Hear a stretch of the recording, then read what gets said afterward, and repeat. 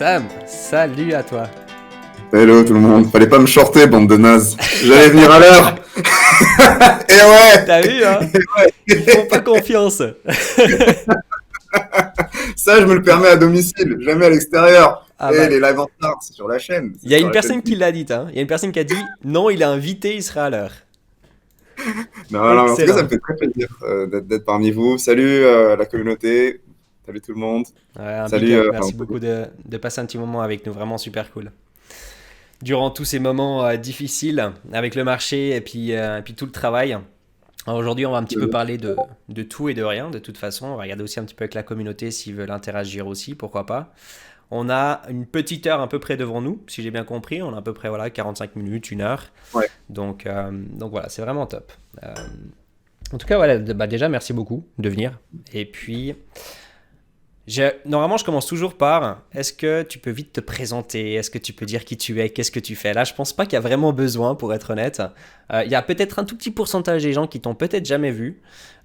Donc, peut-être qu'on peut partir sur une sorte de présentation, mais moi, ce que j'aimerais beaucoup avoir comme réaction, c'est plus dans le sens comment est-ce que tu es arrivé dans le monde de la crypto-monnaie? Et puis, pourquoi tu es arrivé dans le monde de la crypto-monnaie? Depuis quand aussi? Parce que ça fait déjà un moment maintenant qu'on te voit quand même sur les réseaux.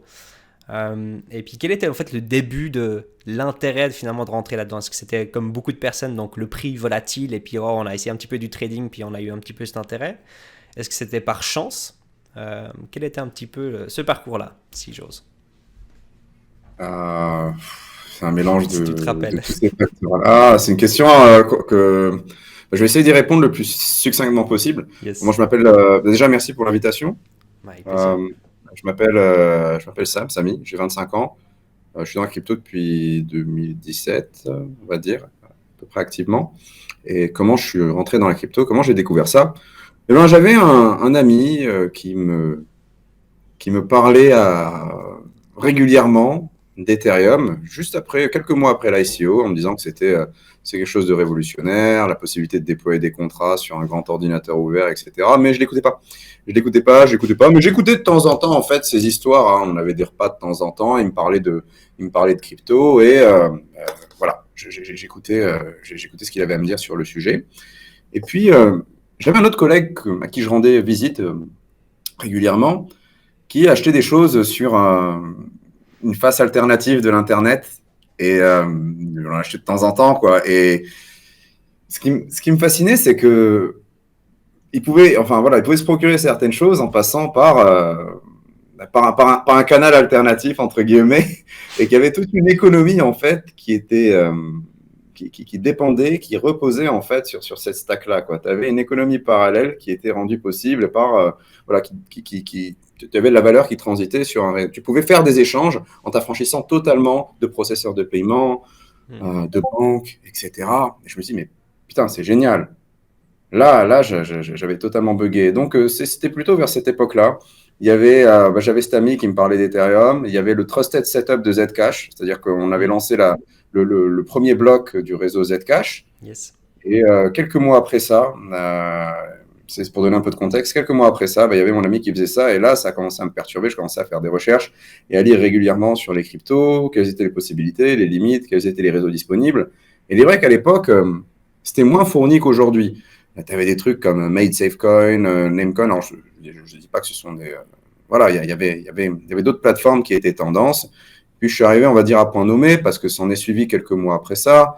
On a eu droit à un bull market.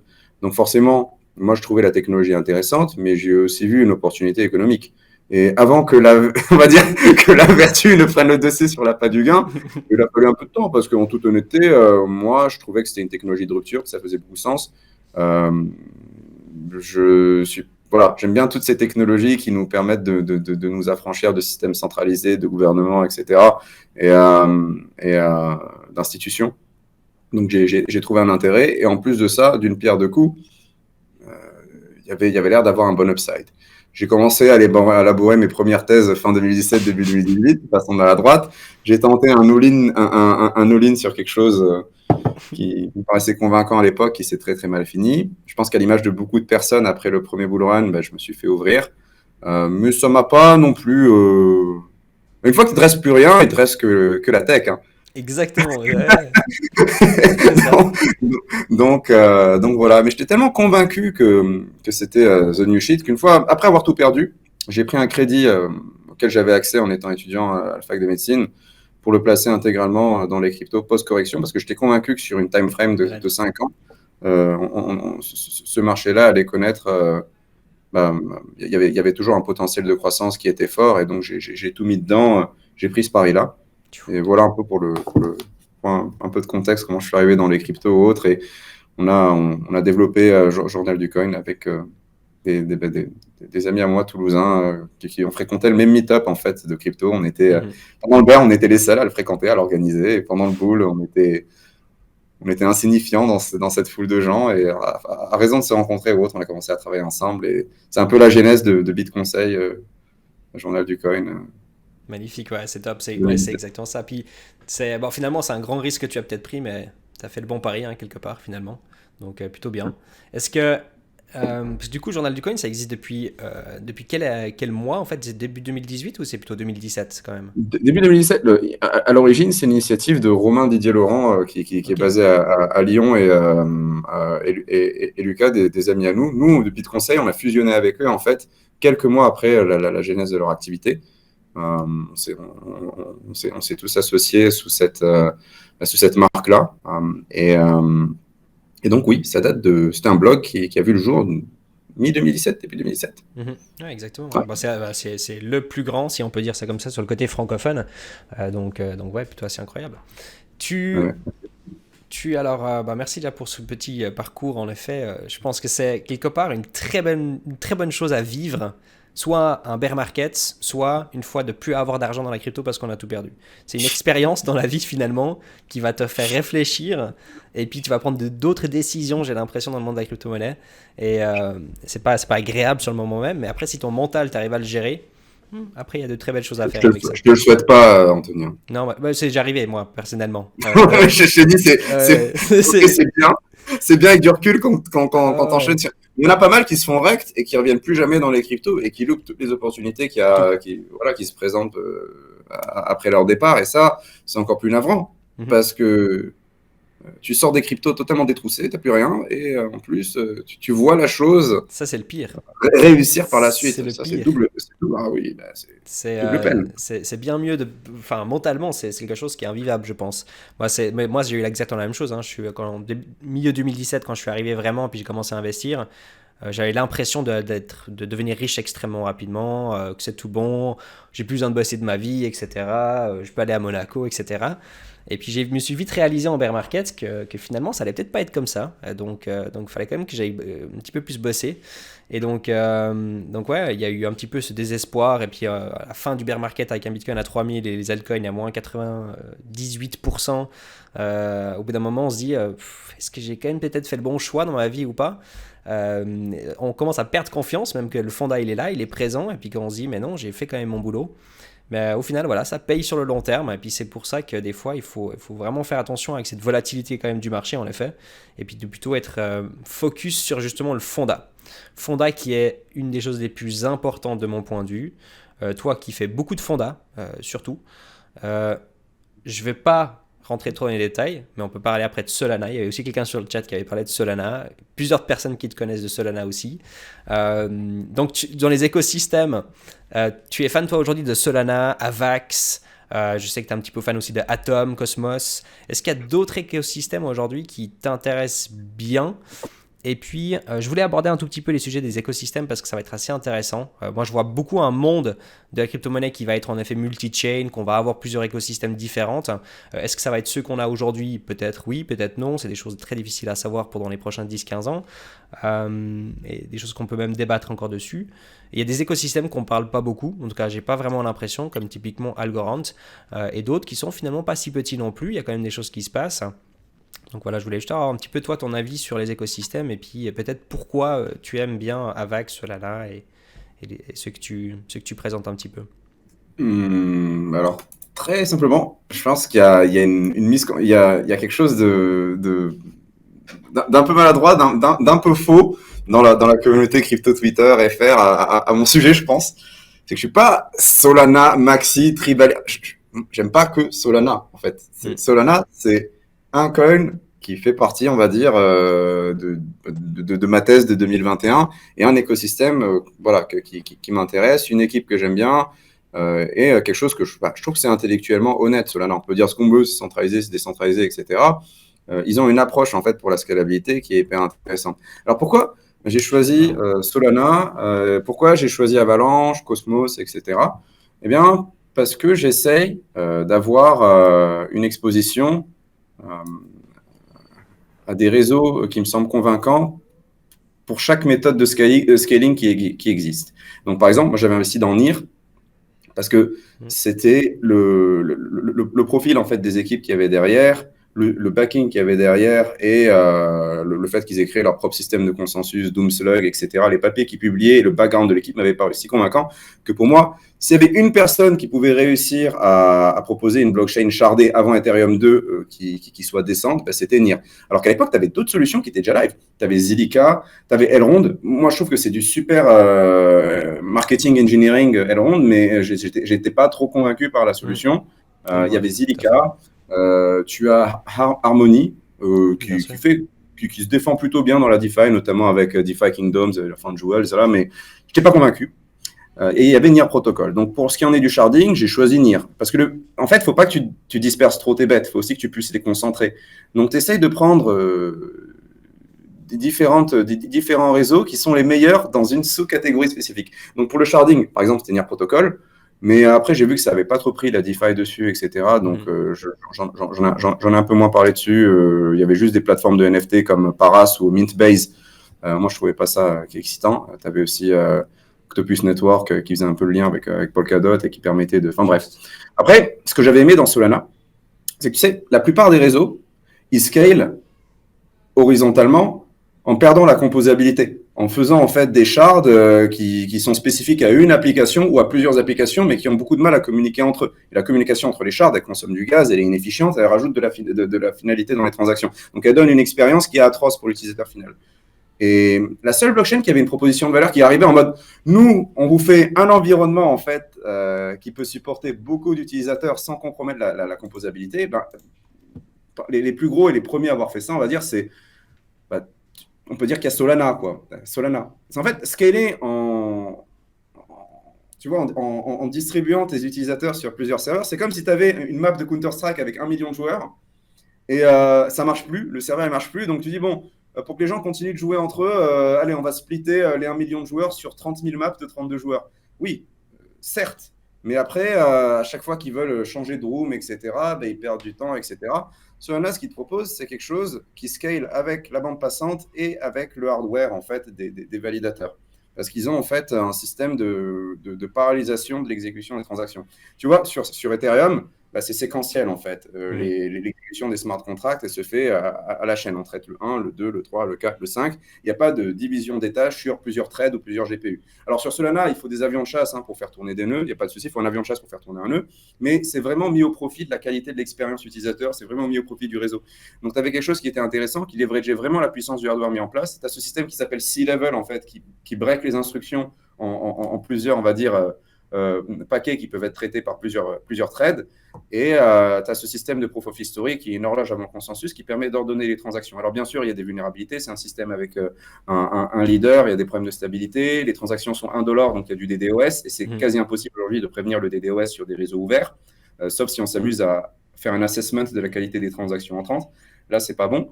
Donc Solana, ça me paraissait intéressant parce que ça scalait vraiment avec la bande passante et avec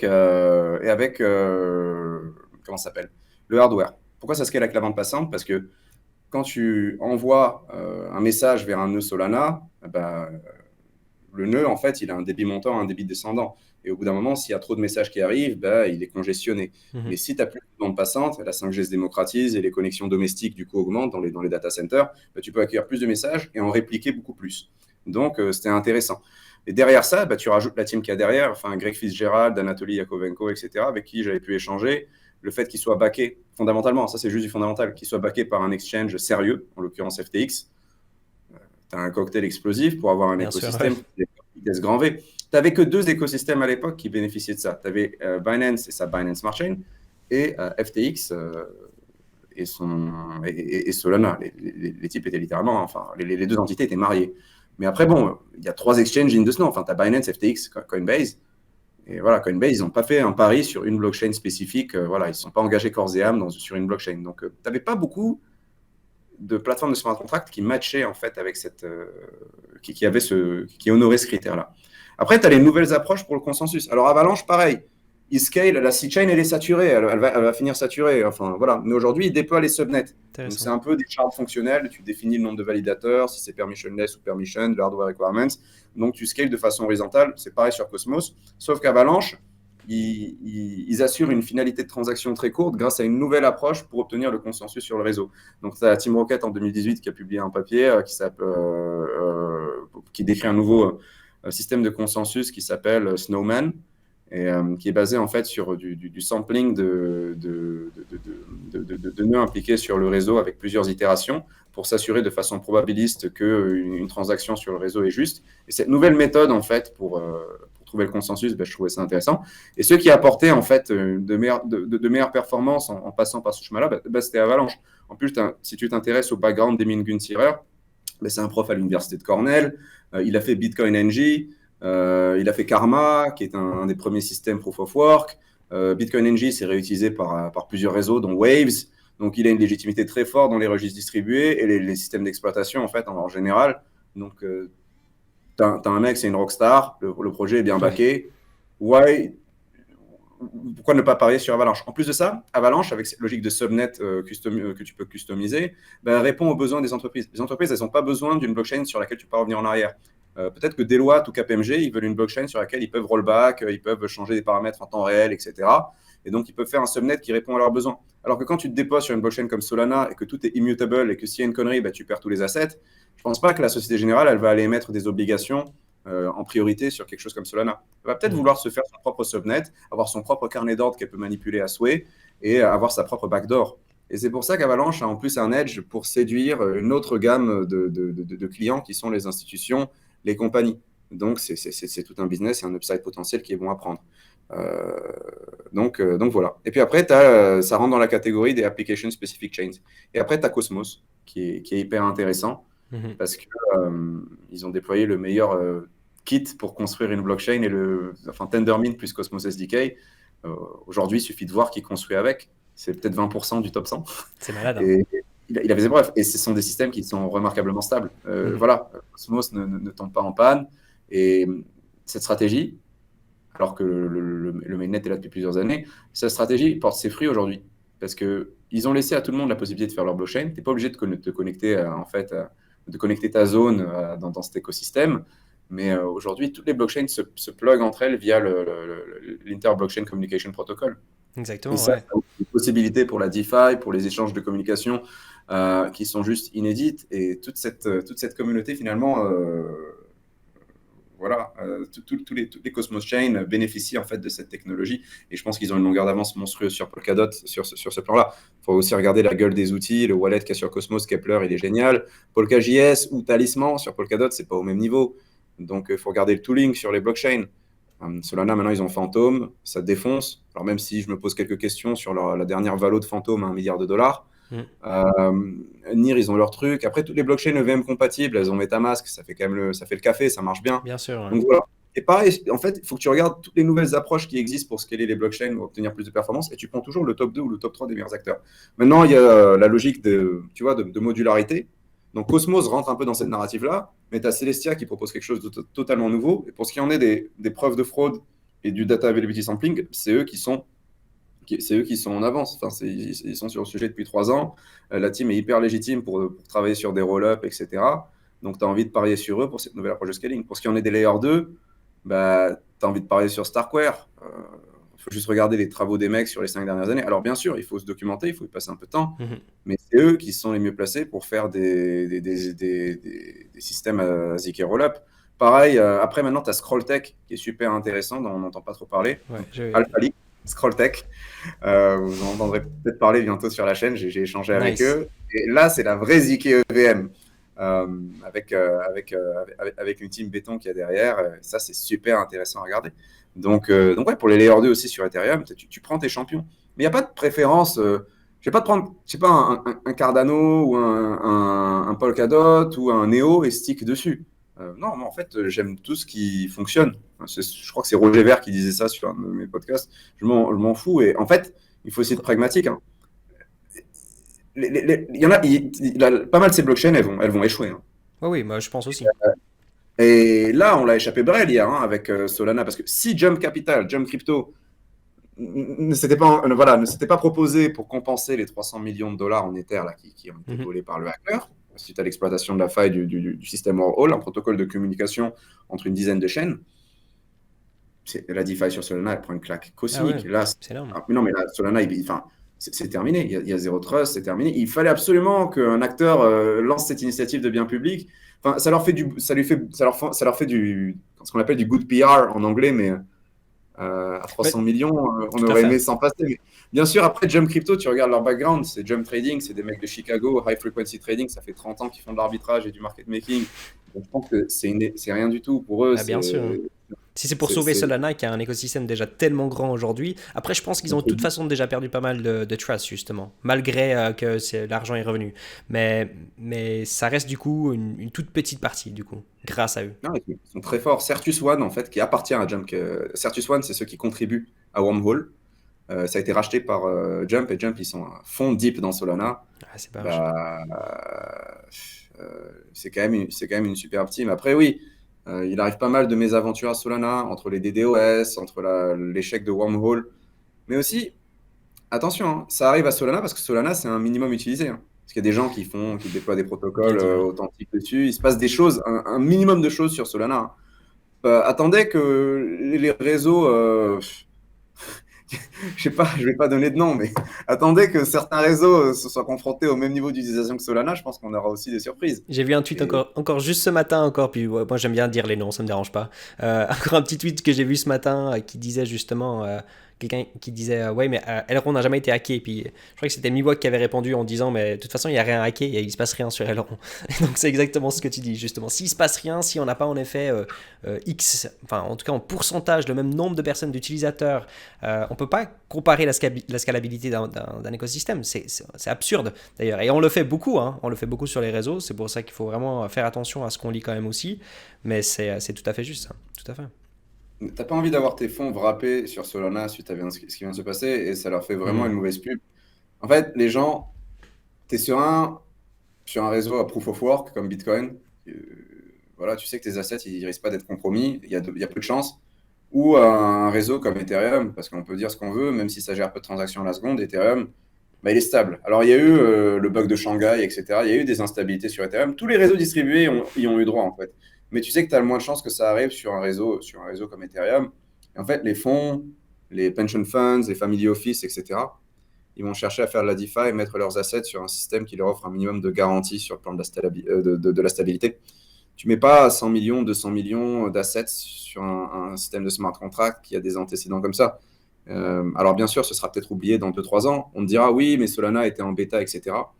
Mais ça, c'est un vrai problème pour Solana contre Ethereum parce que où est-ce que cette institutional money, elle va aller, elle va continuer d'aller sur Ethereum. C'est le seul Mhm. réseau, c'est le seul open computer en fait qui propose de telles garanties de sécurité.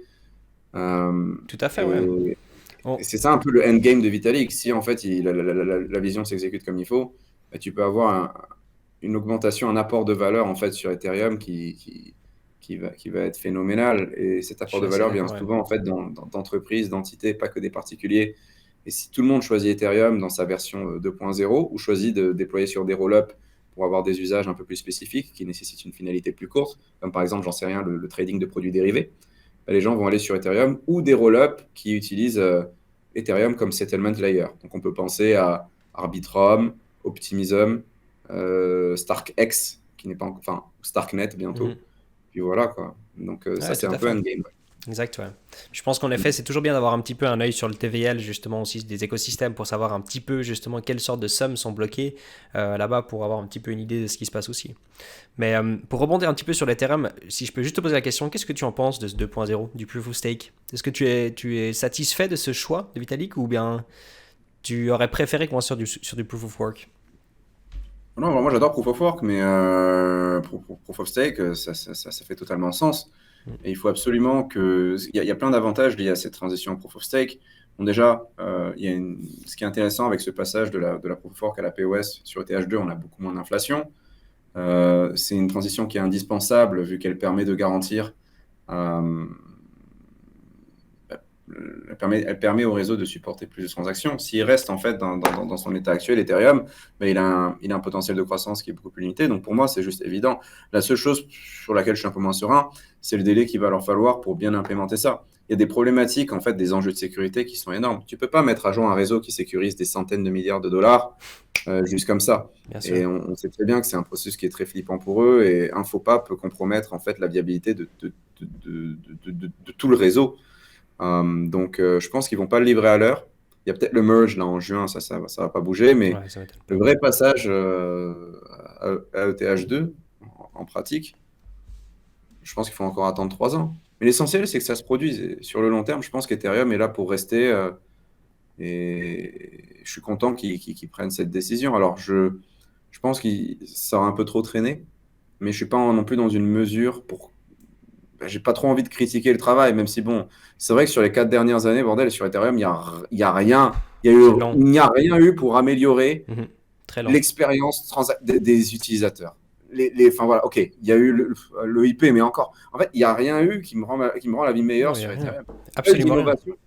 Tu regardes les EIP, enfin, il y a des trucs bien pour les développeurs peut-être, mais il n'y a pas eu de vraie amélioration en fait pour le end user.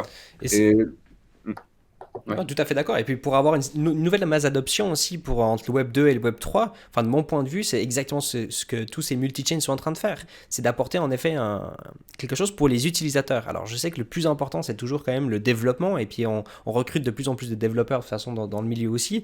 Mais c'est important qu'on ait quand même une certaine utilité et puis qu'on puisse vraiment utiliser un tout petit peu maintenant cette blockchain de plus en plus. À la base, en 2017-2018, on achetait, on faisait rien avec notre crypto. On faisait absolument rien parce que c'était quasi spéculatif, même si certaines personnes pouvaient vraiment utiliser leur Bitcoin, on pouvait même ouvrir déjà des sociétés, on pouvait déjà faire certaines choses. Aujourd'hui, on peut réellement faire on peut créer une entreprise, on peut vraiment avoir une certaine utilité avec ces cryptos. Et je suis assez déçu d'Ethereum, pour être honnête, justement, qu'ils aient rien fait sur ce côté-là, puis qu'on voit en fait tout l'écosystème crypto est en train de grandir comme pas possible, de gauche à droite. Et j'espère pour eux, j'espère vraiment qu'ils vont réussir à délivrer quand même dans un certain laps de temps qui est quand même assez correct. Parce que ça peut peut-être avoir un impact. Je suis assez bullish comme sur Ethereum sur le long terme, mais j'ai peur que le temps puisse avoir un impact. Après, on verra bien. On verra. J'ai de toute façon trop de questions, on va jamais réussir à être à temps, mais pour rester dans les délais, la meilleure manière de pouvoir avoir des informations sur notre Guardians, ce sera sur Journal du Coin. Ça, j'en suis convaincu. Ou sur ton Twitter à toi personnel. Mais alors, il faut surveiller un peu The Block et CoinDesk.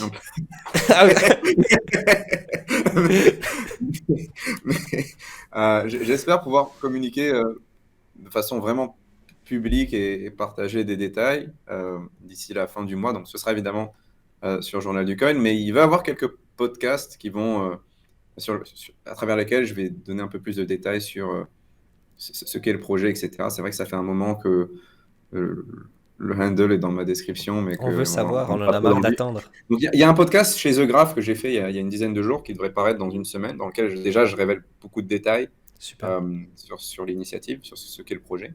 Et on pourrait les retrouver où, ce podcast ? Alors, quand il sortira? Alors, Graph Protocol, en fait, The Graph a un podcast qui s'appelle GRT-IQ. Donc, GRT IQ, QI, donc IQ. Voilà. Ouais. GRT-IQ, qui est modéré par quelqu'un de leur fondation. Et je crois que ce sera le 54e ou 56e épisode, je ne sais plus. Donc, il va apparaître dans une semaine. Et quand il sera live, je vous le partagerai aussi via Twitter. Je vous partagerai le lien. Mais c'est en anglais, par contre. Ouais, c'est déjà un début. Mais je veux bien faire un live du dimanche ou une émission dans laquelle je prends le temps de présenter la chose en français. Et donc, non, il y a juste un petit embargo parce que on a, je fais on est en phase de fin de développement, fin de construction, peut-être. Non, on est en plein dans le vif. On est dans le vif du sujet. On est au milieu du développement, voire même au début, si on se si on prend l'intégralité de notre roadmap. Donc là, avant de communiquer, voilà, qui sont nos partenaires, qui sont nos backers, Bien etc., sûr. je préfère me donner un peu plus de temps, avoir quelque chose de prêt pour mieux capter l'intérêt. Mais j'ai hâte de pouvoir vous partager ça. C'est très, très. euh, c'est assez sympa.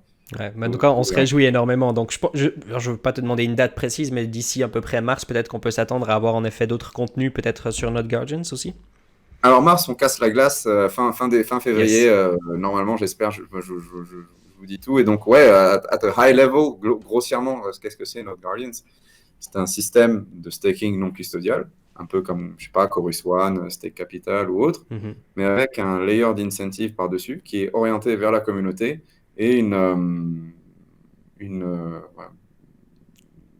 T'as peur hein, Ouais. de trop dire. Ça se voit.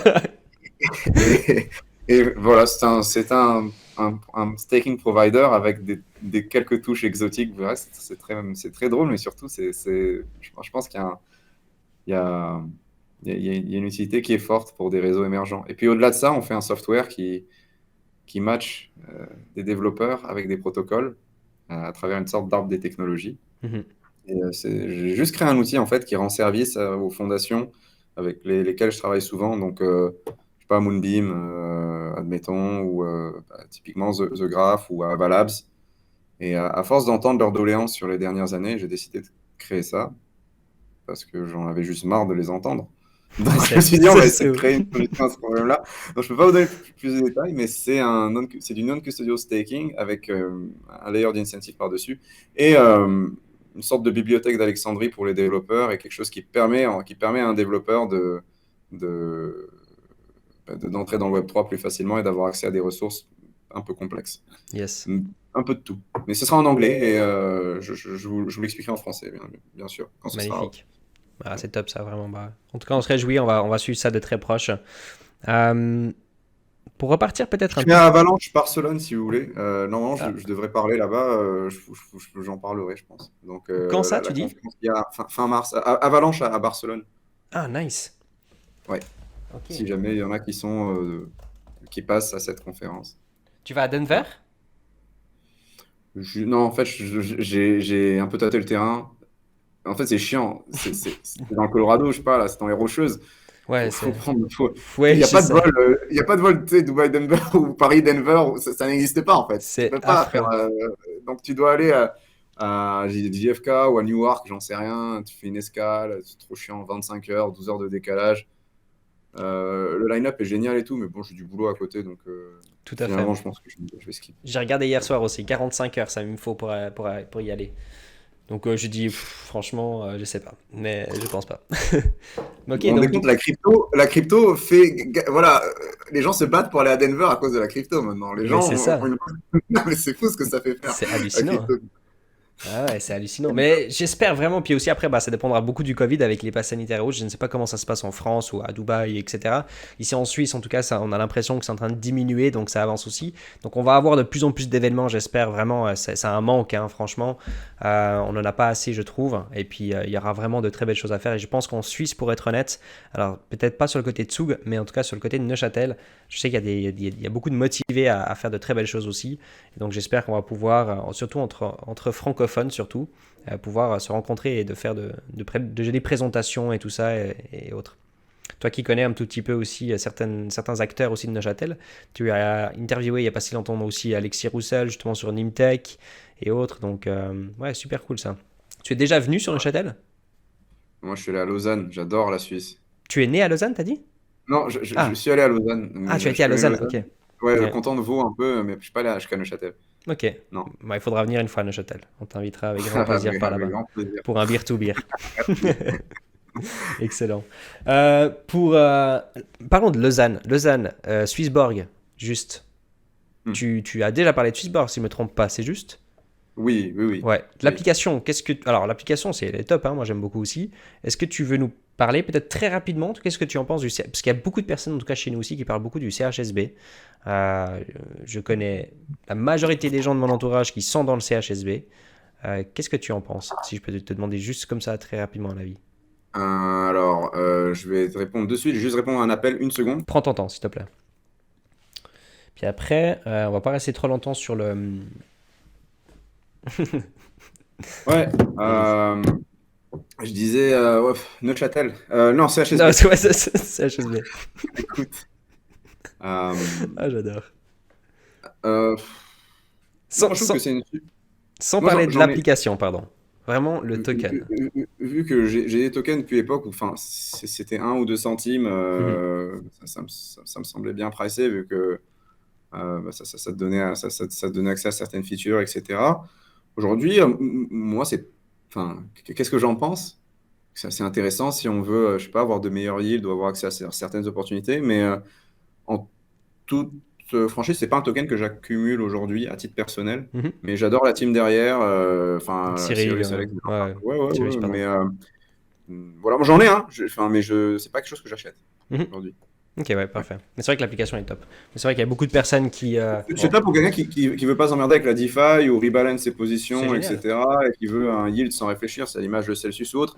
C'est bien pour un certain type d'audience. Si après vous voulez ajuster, faire des boucles, optimiser, passer par des agrégateurs, des optimiseurs, etc., bien sûr qu'on peut avoir de bien meilleurs rendements, il ne faut pas se mentir. Ah, bah, bien Mais sûr. ça nécessite plus de management et c'est un risque technique qui augmente à mesure qu'on s'expose à des protocoles. Plus la boucle est longue, plus. Donc faut arbitrer, mais c'est très bien pour vos grands-parents ou Ouais, pour quelqu'un qui n'a pas le temps. ouais, En mais fait, quelqu'un voilà. c'est tout à fait ça. Je suis tout à fait d'accord. Exact.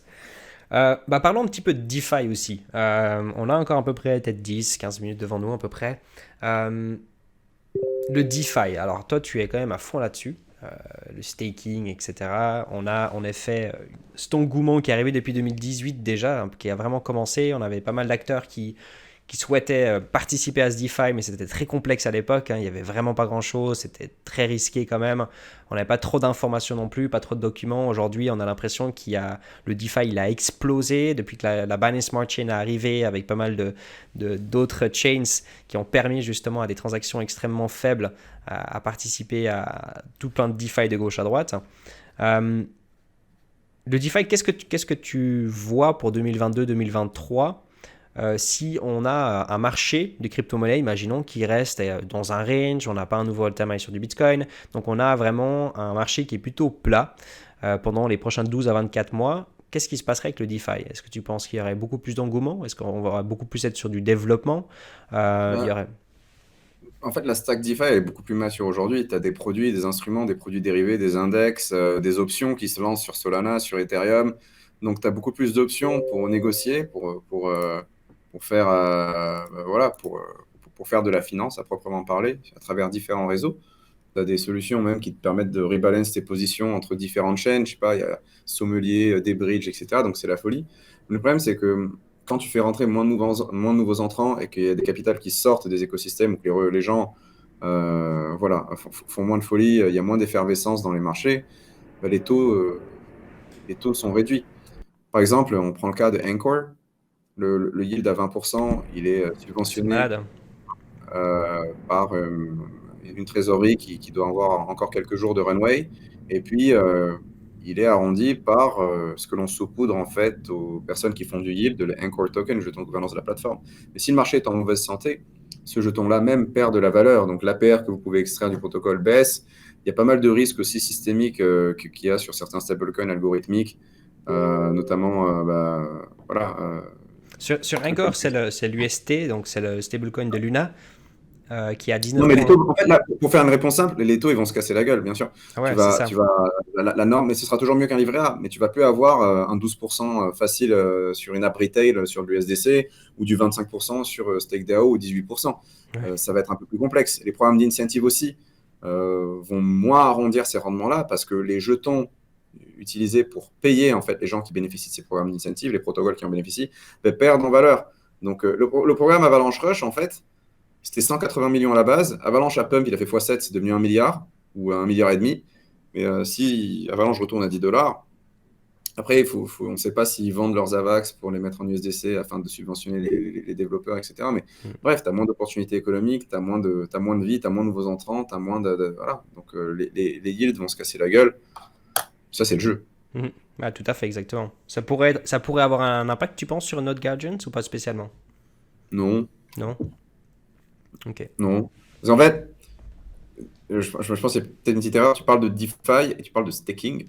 Ouais. Alors, staking, c'est de la finance, entre guillemets, décentralisée, mais pas vraiment, parce que je pense pas, parce que, en fait, l'inflation d'un protocole, comme Cosmos ou Secret Network ou Oasis, elle est dans le code, elle dépend pas, en fait, des marchés.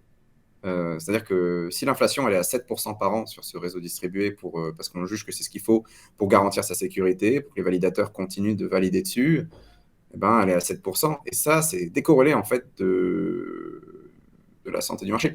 Alors que le taux que tu as sur ton pool de stable ou sur je ne sais quel yield optimizer, etc., il dépend de choses qui sont directement corrélées au marché. Ça dépend de Mhm. marché monétaire, ça dépend de qui emprunte, ça, c'est de la finance. Il y a plusieurs chaînes, en fait, il y a plusieurs boucles qui interagissent entre elles mutuellement.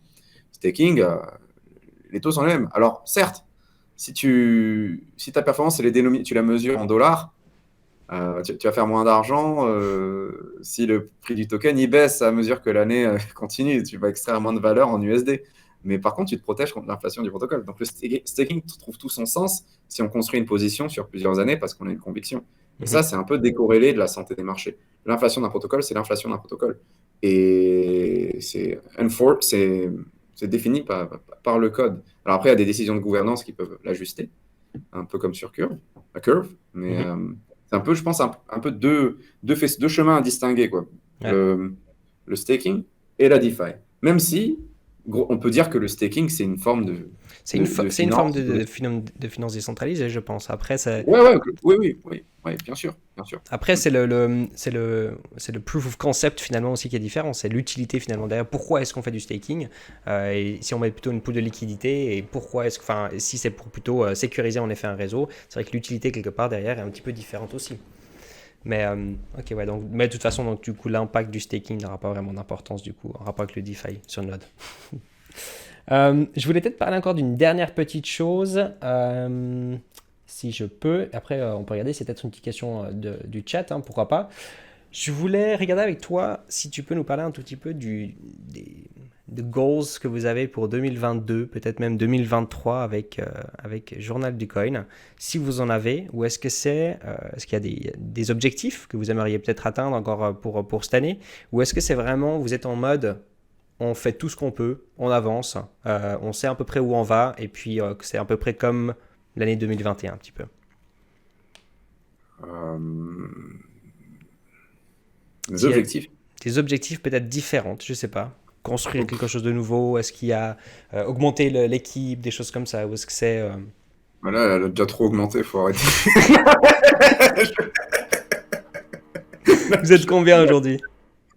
Une quarantaine de contributeurs sur Journal du Oh, Coin. purée. Ah, c'est fou ça. Ouais, ouais, 40, 45. Donc l'objectif c'est Euh, de diminuer. Ça, mais c'est bien de dire aux Non, employés, comme ça les gens ils non, savent. c'est que tout le monde déjà prenne du plaisir à travailler, qu'il y ait une bonne entente entre 45 Ouais, personnes, que ce soit bien, voilà, que ce soit créer un environnement de travail qui soit agréable pour tous ces gens-là, que l'intégration soit bonne. Parce que super scaler en permanence, bah, ça s'accompagne aussi mhm, de problèmes et aussi de trouver un modèle d'efficacité. Le but, c'est que tout le monde s'amuse et que la qualité des contenus livrés, que l'expérience des personnes qui travaillent, admettons, bah, dans le Journal du Coin, augmente pour que ça bénéficie à tout le monde. Ça mhm, bénéficie aux lecteurs, aux personnes qui utilisent le contenu, etc. Puis après, donc l'objectif, forcément, bah, c'est de continuer de contribuer voilà, démocratiser l'adoption des crypto-monnaies, avoir plus de millions d'utilisateurs uniques par mois. Alors, on ne peut pas mettre de chiffres, mais ce serait bien d'avoir 5 millions d'utilisateurs uniques dans un an. Mais on est bien un peu sûr. corrélé au marché aussi. Hein. S'il y a un désintérêt, le prix va vers le bas. C'est la pire forme de marketing pour le marché des cryptos. Mais le but, c'est de s'en foutre aussi.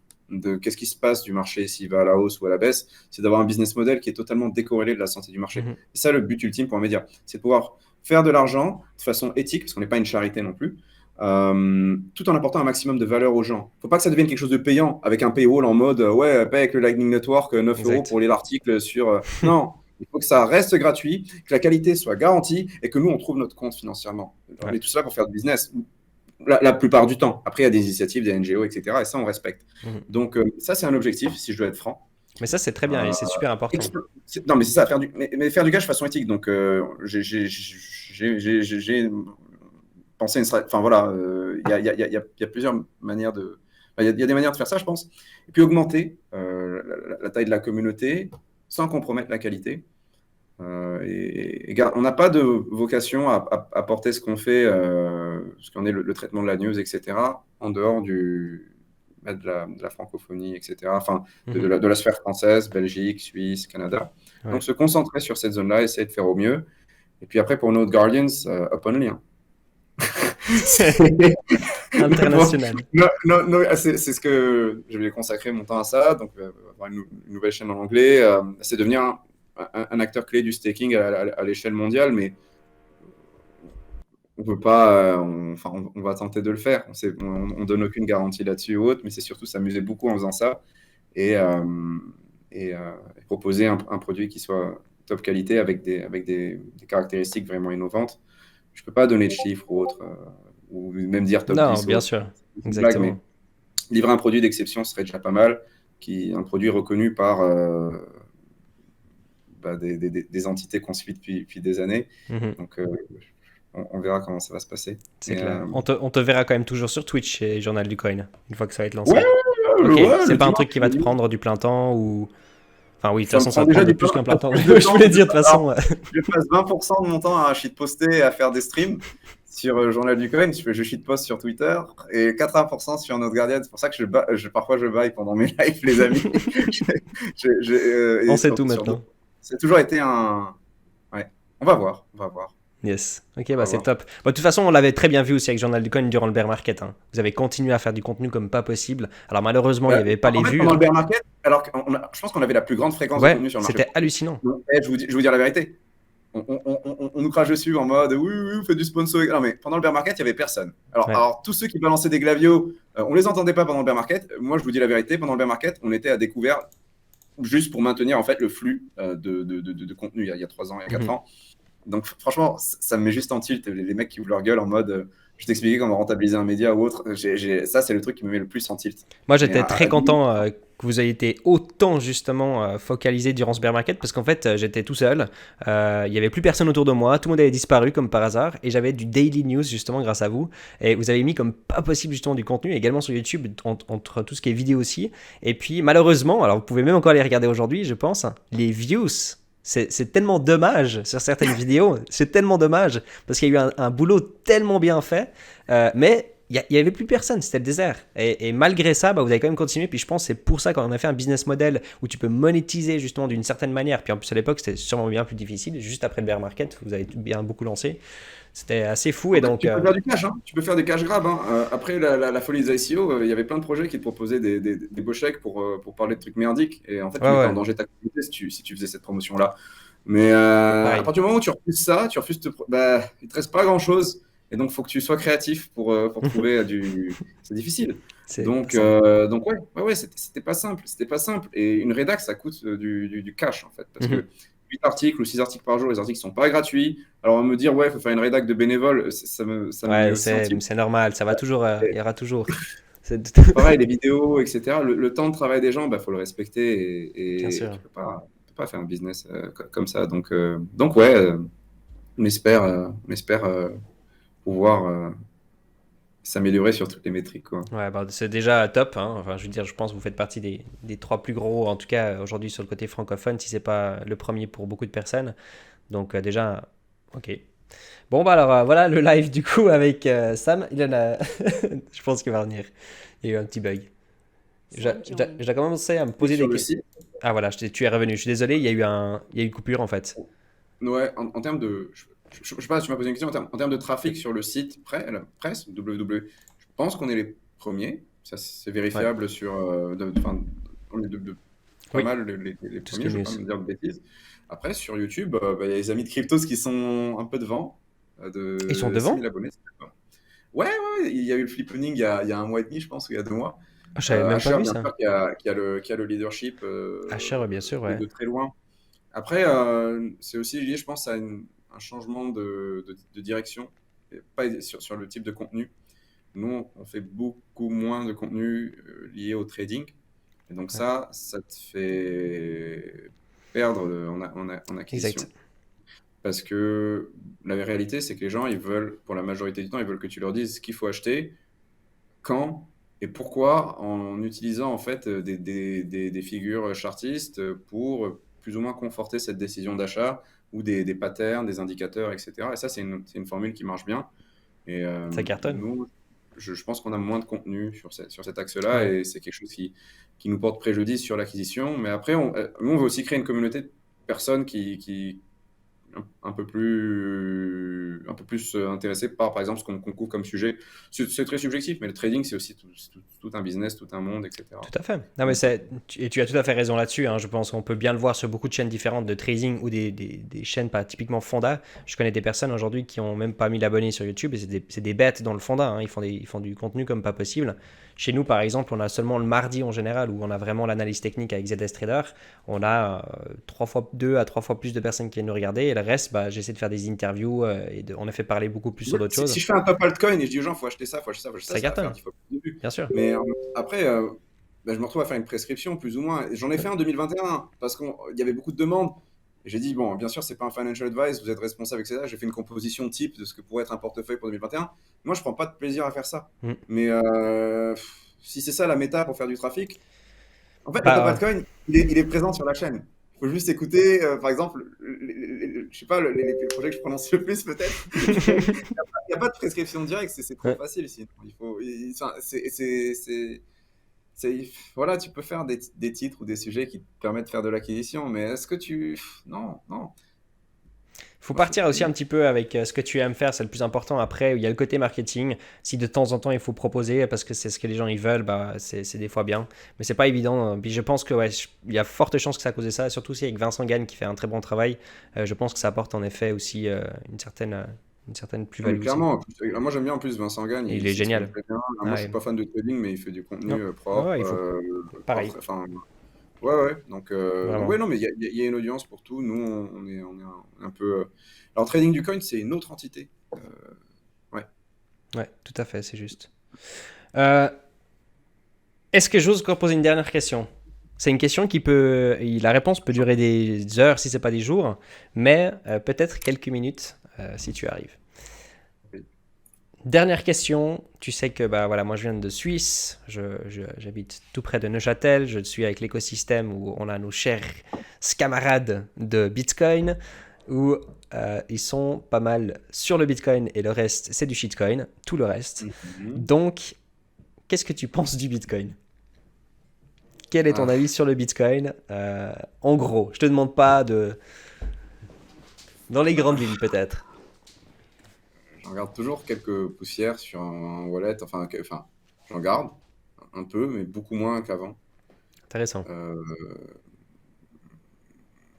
Parce que après, je mets toujours à jour, je mets à jour mes opinions régulièrement, mais Il faut. C'est la meilleure chose à faire dans la crypto. là, avec la narrative actuelle, avec ce qui se passe sur Bitcoin, moi, enfin, RSK, RGB, Omni, Rootstock, Stacks, enfin, Lightning Network, etc., je crois pas une seconde. Il n'y a aucune application market ready ou pour le retail qui m'a convaincu. Il y a pas de liquidité. À partir du moment où, pour moi, c'est les plateformes de smart contract qui vont prendre le dessus et surtout celles qui font, qui sont en proof of stake. Tu as toute cette narrative aussi écologique qui porte préjudice à Bitcoin. Et vu que Bitcoin, c'est aussi sa qualité, c'est un réseau qui mute très difficilement sur le plan technique, qui va avoir beaucoup plus de mal à faire une transition si profonde, à assurer enfin voilà, à changer de système de sécurité. Euh, on peut dire ce qu'on veut, hein, les gens peut-être vont construire sur Bitcoin, etc. Mais moi, ce que je vois, c'est qu'il n'y a aucun dev autour de moi qui a pour projet de déployer son protocole sur Bitcoin. Il y a eu la mise à jour Taproot qui rend Bitcoin plus programmable, mais en pratique, le message n'a pas changé. Moi, je pense que sur les prochaines années, les plateformes de smart contract, Ethereum a plus de chances de- De prendre le de- dessus en tout cas sur le côté financier surtout et l'utilité et des... bah, les Est-ce que gens tu... Est-ce que... spéculent, les Ouais. gens spéculent sur Bitcoin, même si les frais sont bas aujourd'hui. Après, c'est un réseau sur lequel c'est un objet politique et c'est ça que j'aime beaucoup avec Bitcoin. Ça, c'est très fort et tu peux pas, il y a rien de plus vertueux. La distribution de Bitcoin est juste géniale, quoi. T'as pas mal de points très intéressants. Le fait que ce soit aussi une monnaie acéphale, et on ne peut pas la lier à un champion, comme c'est le cas d'Ethereum avec Vitalik. Ça, c'est mauvais. Mhm. Bitcoin, c'est juste le mythe, c'est juste parfait. Ouais, c'est fou d'avoir réussi à Bon, garder cet anonymat quelque part.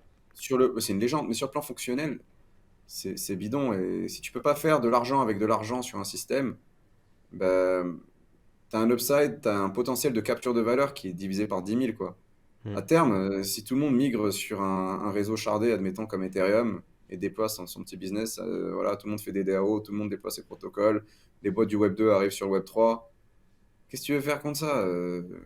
Tu sais, le marché des produits dérivés ou le marché des stocks, il oblitère en termes de market cap le marché de l'or.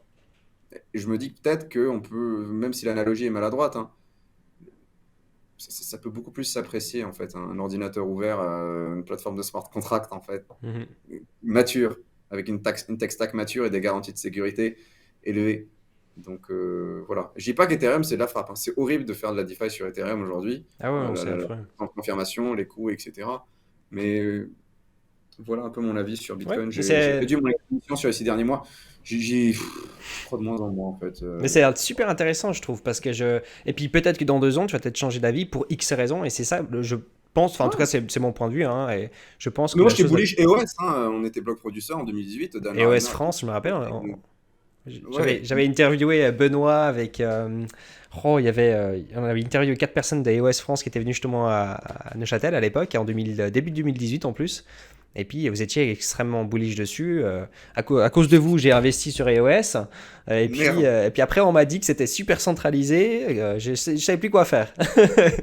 Non, non, mais c'est normal. Je pense que c'est normal. Ça évolue beaucoup trop vite pour pouvoir avoir un avis et pas changer. Si on ne veut pas changer d'avis, puis on est seulement sur un projet, puis c'est l'avenir, c'est la pire chose à faire dans le monde de la crypto-monnaie, je pense. Il faut réussir à changer d'avis, c'est extrêmement important. Tu as Là, par shorté. contre, sur XRP, je vais pas changer d'avis, hein. Je Ah, pense, ok, hein. nice. Je pense vraiment que je vais pas changer d'avis, hein. Je voulais Si juste vous tu. la caler, celle-là. Voilà. Peut-être sur Cardano, peut-être, mais sur XRP, c'est mort. Ah, Cardano peut-être, intéressant. Moi, justement, j'étais un grand investisseur de Cardano pendant 4 ans. J'ai souffert mentalement parce que j'ai accumulé à vendre 10 centimes jusqu'à 1,44. Je les ai jamais vendus et puis jusqu'à 2 centimes, bah, je les ai holdés et puis accumulés. Je pensais avoir fait la plus grande erreur de ma vie. Et puis, bah, je les ai liquidés il y a à peu près 6 mois en arrière, un peu moins peut-être, parce que j'en avais marre d'attendre en fait, pour être honnête, avec Charles. Mais voilà, je crois encore. Je pense qu'il va avoir pas mal de choses qui vont se construire maintenant sur Cardano de plus en plus, mais on verra bien. Maintenant, je suis plutôt en mode attente. Ouais. On verra bien. Ok, bah c'est top. Je vais pas perdre trop de ton temps parce que je vois qu'il est bientôt du coup 6 heures pour chez toi, si je me trompe pas. Ouais, et je devrais aller dans 2 minutes. Voilà, exactement. Donc du coup, moi je vais finir par bah, déjà te remercier. Merci, Déjà. non, c'est mort. Merci infiniment d'être venu un petit moment chez Cryptologique pour venir discuter un petit moment avec nous. Alors c'était vraiment une introduction, on a parlé un petit peu de tout et de rien, mais c'était super intéressant. Tu as une certaine culture sur laquelle les gens ils peuvent vraiment beaucoup apprendre. Donc vraiment, je peux dire à tout le monde, voilà, il y a tous les liens qui ont été partagés, Cartel sur le chat, merci beaucoup. Allez faire un petit tour chez Journal du Coin. Il y a aussi le Twitter à Sam aussi également. N'hésitez pas à aller faire un petit tour, c'est son Twitter privé. Et puis naturellement, tous les dimanches soirs aussi, vous pouvez aller regarder sur Twitch. Ils font des lives aussi. C'est toujours super intéressant. Allez regarder. Vous allez apprendre énormément de choses. Et puis, bah, de toute façon, c'est avec grand plaisir qu'on puisse peut-être un jour se revoir, surtout quand ça va sortir de notre Guardians. Nous, on va sûrement faire du contenu dessus, donc on va sûrement en parler.